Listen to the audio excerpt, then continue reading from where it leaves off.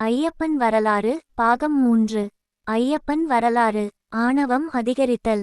சர்வலோகங்களை தன்னுள் கொண்டுள்ள சிவபெருமானே தன்னைக் கண்டு மறைந்து செல்வதை மிகுந்த கர்வமாக எண்ணினான் பஸ்மாசுரன்.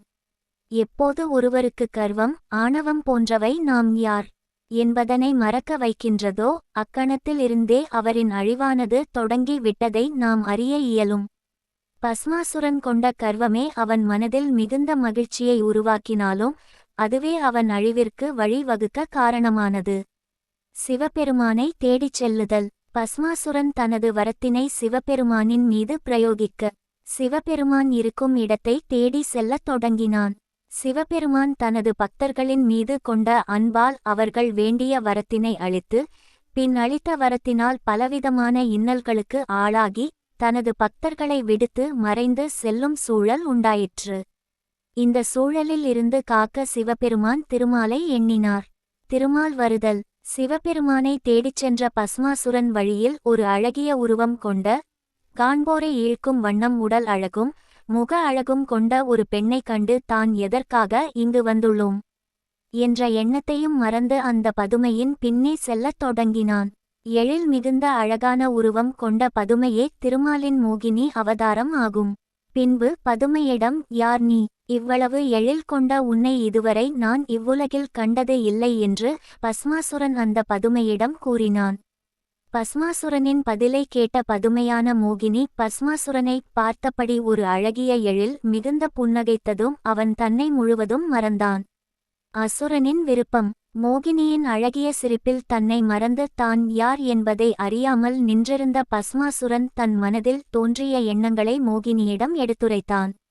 அதாவது, நான் அசுர குலத்திலேயே மிகவும் பலம் வாய்ந்தவன் என்றும் என்னை எவராலும் வெல்ல இயலாது என்றும் என்னைக் கண்டு சிவபெருமானே பயந்து மறைந்துள்ளார் என்றும் தன்னை பற்றிய பெருமைகளை மோகினியிடம் எடுத்துரைத்தான். பின்பு, மோகினியே, உன் அழகானது என்னிடம் இருக்கும் சக்தியைக் காட்டிலும் பலம் கொண்டதாக உள்ளது என்றும் நீ என்னை மணந்து கொள்வாயா என்றும் அசுரனான பஸ்மாசுரன் மோகினியிடம் கேட்டான். மோகினியின் விருப்பம். ஆனால் மோகினியோ தன்னை திருமணம் செய்து கொள்ளப் போகின்றவர் தன்னுடன் நடனப் போட்டியில் ஈடுபட்டு தன்னை வென்றவனாக இருக்கும் பட்சத்தில் நான் அவனை திருமணம் செய்து கொள்வேன் என்று கூறினாள். அசுரனான பஸ்மாசுரன், அதற்கென்ன, நானும் நடன கலையில் வல்லவன். உன்னுடன் போட்டியிட்டு உன்னை வென்று உன்னை மணம் செய்து கொள்கின்றேன் பார் என்று நடன போட்டிக்கு தன்னை தயார்படுத்திக் கொண்டான். நடன போட்டி தொடங்குதல். பின்பு மோகினி நடனமாட அவளுடன் இணைந்து பஸ்மாசுரனும் நடனமாடத் தொடங்கினான்.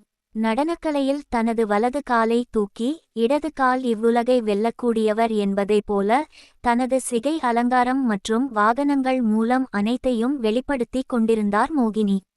மோகினியின் நடனத்திற்கு தகுந்தாற்போல் பஸ்மாசுரன் தனது நடனக் கலைகளின் மூலம் மோகினி நடனத்திற்கு ஈடுகொடுத்து ஆடிக்கொண்டிருந்தான்.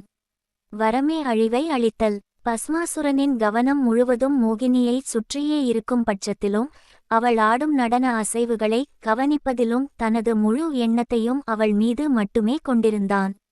இன்னொரு நிலையில் மோகினி தனது வலது காலை தூக்கி இடது காலால் பின்னோக்கி மடக்கி அபிலாசைகளை காட்டி தனது கரங்களால் பலவித அபிநய முத்திரைகளை வெளிக்கொணர்ந்து அவனது கவனத்தை முழுவதும் தன் மீது இருக்கும்படி செய்து கொண்டிருந்தாள்.